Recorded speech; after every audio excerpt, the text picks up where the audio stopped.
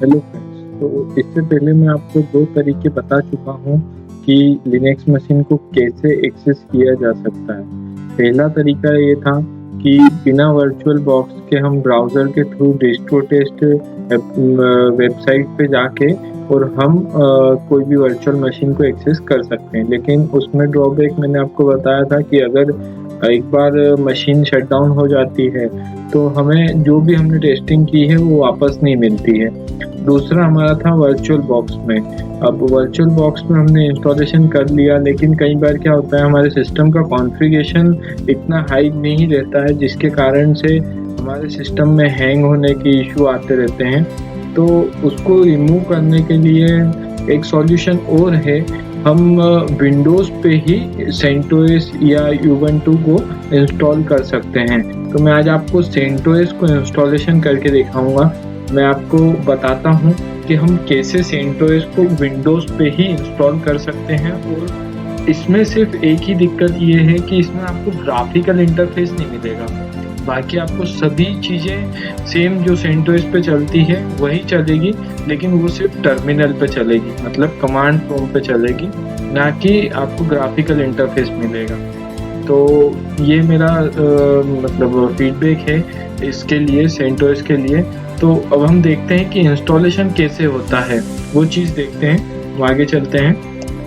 तो उसके लिए हमें सबसे पहले कंट्रोल पैनल में जाना होगा। विंडोज सिस्टम के कंट्रोल पैनल में जाके प्रोग्राम्स एंड फीचर्स में जाना है। प्रोग्राम्स एंड फीचर्स में turn on Windows feature end of, तो इसमें जाएंगे एंड इसमें हम सर्च करेंगे विंडोज सब सिस्टम फॉर लिनक्स और इसको टिक मार्क करके और ओके करेंगे।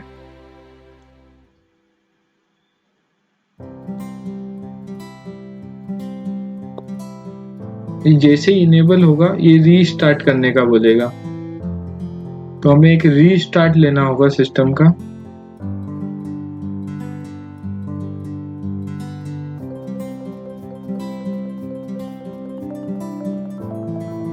ये देखिए, ये बोल रहा है रीस्टार्ट नाउ और डोंट रीस्टार्ट, तो हमें रीस्टार्ट करना होगा।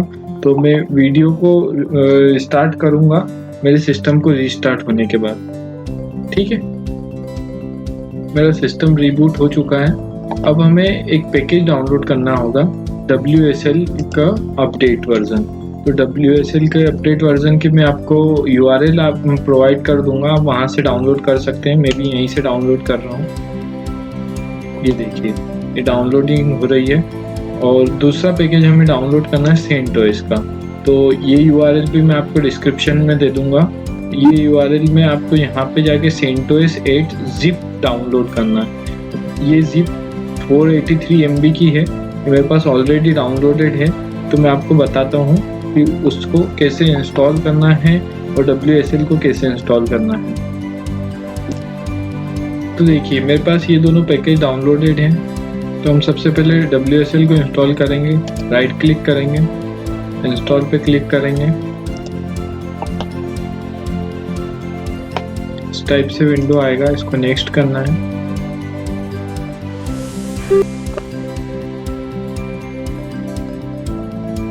और फिनिश कर। इसके बाद हम सेंटोस 8 की जो जिप फाइल है इस पर राइट क्लिक करेंगे, एक्सट्रैक्ट टू सेंटोस 8, इस पे क्लिक करेंगे। यहाँ पे देखिए एक फोल्डर क्रिएट हो गया सेंटोस 8 के नाम से।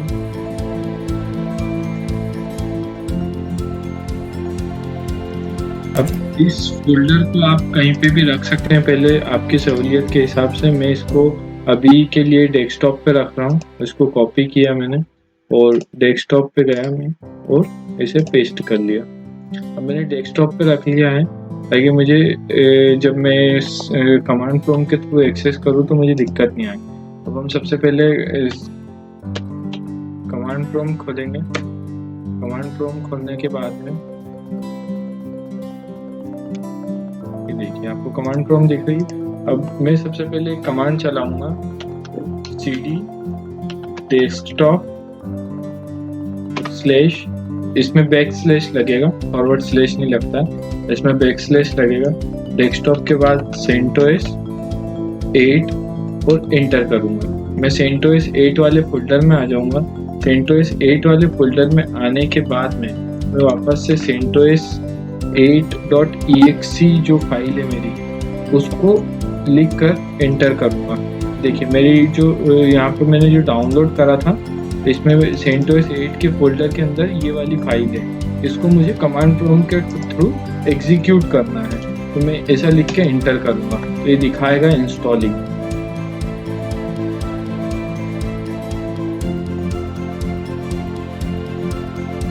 ये इंस्टॉल होने में थोड़ा सा वेट करेगा, मतलब टाइम लेगा, तो मैं जब तक के लिए आपकी वीडियो पॉज कर रहा हूँ। ये देखिए मेरा CentOS इंस्टॉल हो गया है, इंस्टॉलेशन कंप्लीट लिखा हुआ आ गया है। प्रेस एनी की टू कंटिन्यू, तो मैंने कोई भी की प्रेस कर सकते हैं। उसके बाद में ऐसा वापस से आपको टर्मिनल मिलेगा। अब ऐसे टर्मिनल पे आपको वापस से सेम कमांड चलाना है, CentOS लिख के CentOS 8.exe वाली कमांड फाइल को वापस से एग्जीक्यूट करना है। और जैसे ही इसे एग्जीक्यूट करेंगे तो आपको एक टर्मिनल खुल जाएगा, जो कि CentOS का टर्मिनल होगा। देखिए ये रूट यूज़र से डायरेक्ट लॉगिन हो गया। मैं Ctrl+L करूँगा तो ये रूट यूज़र है। अब मैं अगर कोई नया यूज़र क्रिएट करना चाहता हूँ वो भी कर सकता हूँ। मैं कोई भी cd वाली कमांड चलाना चाहता हूँ तो भी कर सकता हूँ। जैसे मैंने cd/ चलाई, pwd चलाई, तो ये भी चल जाएगी।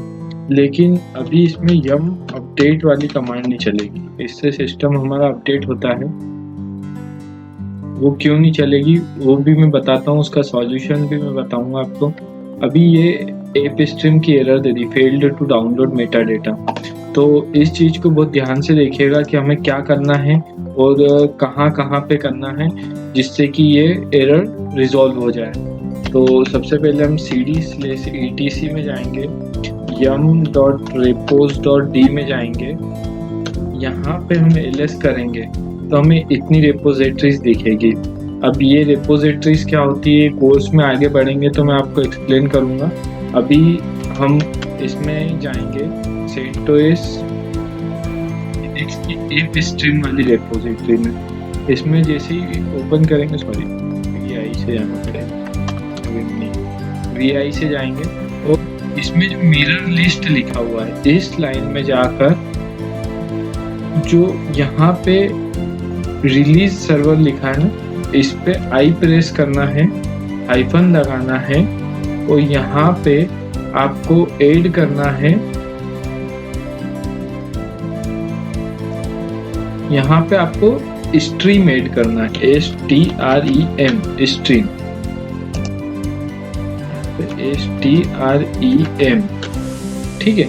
सिर्फ इतना ऐड करना है। इसको एस्केप प्रेस करेंगे, WQ से इसको सेव कर देंगे। उसके बाद में सेम चीज हमें बेस OS वाली फाइल में करना है। बेस OS में भी मिरर लिस्ट वाली लाइन पे जाएंगे। इसमें रिलीज सर्वर के आगे हम आई प्रेस करेंगे, माइनस लगाएंगे और स्ट्रीम लिखेंगे और इसको भी escape WQ and save. Same चीज हमें एक्स्ट्राज वाली रिपोजिटरी के साथ करना है, ठीक है। मिरर लिस्ट, रिलीज सर्वर, आई प्रेस किया, माइनस लगाया,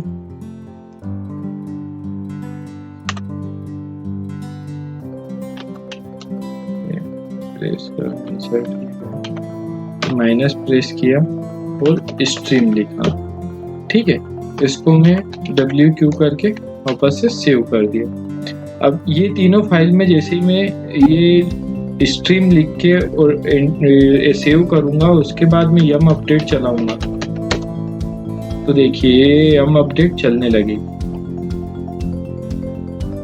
ये देखिए डाउनलोड हो रहा है, ये रिपोजिटरी अपडेट हो रही है। उसके बाद पैकेजेस डाउनलोड होंगे। ये अपडेट करना इसलिए ज़रूरी है कि हमारे पास CentOS का अगर कर्नल का पुराना वर्जन है तो वो अपडेट हो जाए, ताकि हमें एक्सेस करने में कोई दिक्कत ना आए। इसलिए हमें ये अपडेट करना बहुत ज़्यादा ज़रूरी होता है। ये देखिए पैकेजेस अपडेट हुए, लेकिन इसने अभी मुझे एक एरर दे दी है कि यहाँ पे प्रॉब्लम है पैकेजेस के साथ में। ये एक पैकेज को रिमूव करना चाहता है जो कि नहीं कर पा रहा है। तो हम इसमें एक ऑप्शन ऐड करना पड़ेगा, हाइफन अलाउ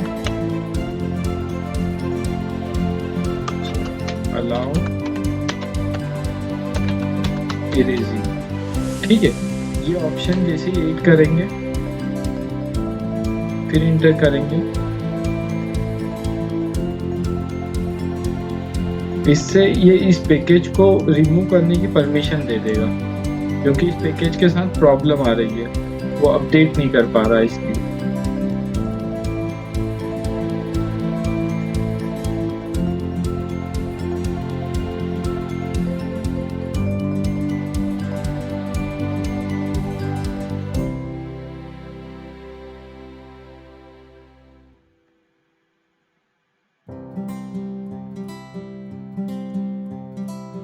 ये देखिए इसने ये सारे पैकेजेस बता रहा है कि इन सब के अपडेट्स है और इसे ये रिमूव करना चाहता है, जिसका हमें मतलब एरर आया था पहले। तो हमने हाइफन अलाउ इरेजिंग किया तो इसे ये परमिशन मिल गई इसको रिमूव करने की।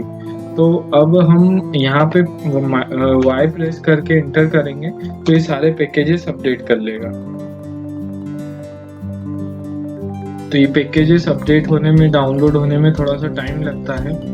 तो ये अपडेट होने के बाद में आपका CentOS रेडी रहेगा, आपको कुछ भी करने की ज़रूरत नहीं है। आपका CentOS जैसा सिस्टम आपका वर्चुअल बॉक्स पे या ग्राफिकल इंटरफेस के साथ चलता है वैसा ही इस पे चलेगा, लेकिन सिर्फ टर्मिनल के थ्रू चलेगा। मैंने जो अपना लास्ट वीडियो बनाया था वो इसी ऑपरेटिंग सिस्टम पे बनाया था, जो कि मैंने विंडोज़ पे इंस्टॉल कर रखा था। तो मैंने ये आपको बता दिया है, आपके लिए भी हेल्पफुल रहेगा, क्योंकि हो सकता है आपके लैपटॉप में 8 GB या 16 GB रैम ना हो, 4 GB ही हो, तो उस केस में ये बहुत हेल्पफुल रहता है। Thank you for watching. And अगर इसे हम वापस से एक्सेस करना चाहते हैं, तो अगर ये एग्जिट हो जाता है, मान लीजिए मैंने लॉग आउट कर दिया और मेरा टर्मिनल पूरा ही एग्जिट हो गया है और टर्मिनल एग्जिट किया मैंने, ये देखिए मेरा टर्मिनल एग्जिट हो गया है। अब मैं वापस से मेरा टर्मिनल खोलता हूँ, cmd लिखूंगा, मेरा कमांड प्रॉम्प्ट खोलूंगा, तो अब मेरा जो कमांड प्रॉम्प्ट है वो वापस यहाँ से आया। अब मैं वापस से cd करके न जाने की वजह मैं डायरेक्ट डेस्कटॉप लिखूंगा, बैकस्लैश लगाऊंगा, CentOS लिखूंगा, फिर बैकस्लैश लगाऊंगा, CentOS 8.exe। सिर्फ इतनी कमांड लिखी और इंटर कर दिया।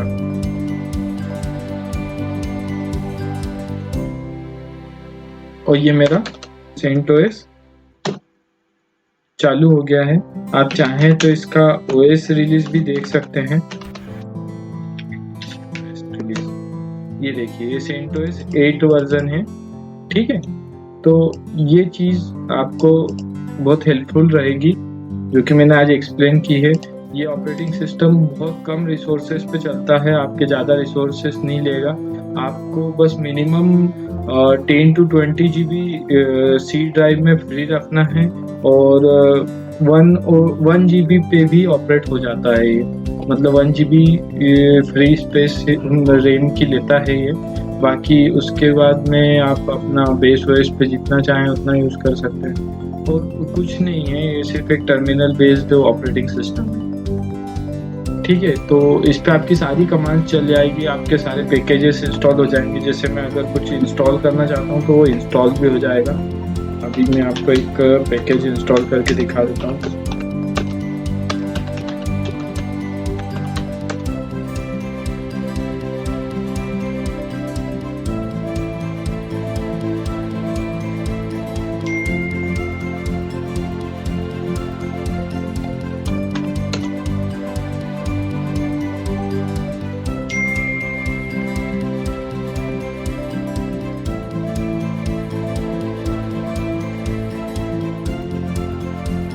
ये देखिए मेरा विम पैकेज इंस्टॉल हो गया है और सक्सेसफुली मैं विम भी एक्सेस कर सकता हूँ। जैसा कि आप देख सकते हैं मैंने पहले विम की कमांड चलाई थी तो विम की कमांड ने एरर दे दी थी, लेकिन अब अगर मैं चलाऊंगा तो विम की कमांड चल जाएगी क्योंकि इंस्टॉलेशन हो रहा है, कोई एरर या कोई दिक्कत नहीं है। और थोड़ा सा 1 मिनट का टाइम लेगा ये।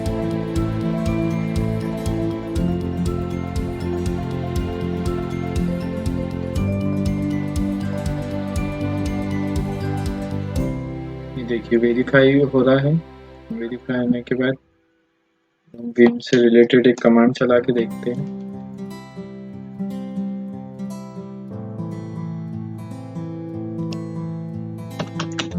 /etc/yum.repos.d में जाने के बाद CentOS देखिए ये मेरी फाइल आपको दिख रहा होगा VI और विम में। VI में हमने जब ओपन किया था तो यहाँ पे कलर कोडिंग नहीं थी, लेकिन विम में हम जैसे ही फाइल को ओपन किया तो यहाँ पे कलर कोडिंग आ गई। बस ये छोटे छोटे फर्क हैं, बाकी सब कुछ सेम चलता है इसमें। Sorry. Thank you for watching, और ये हेल्पफुल रहेगा आपके लिए। Please try and let me know in comments. ठीक है, थैंक यू।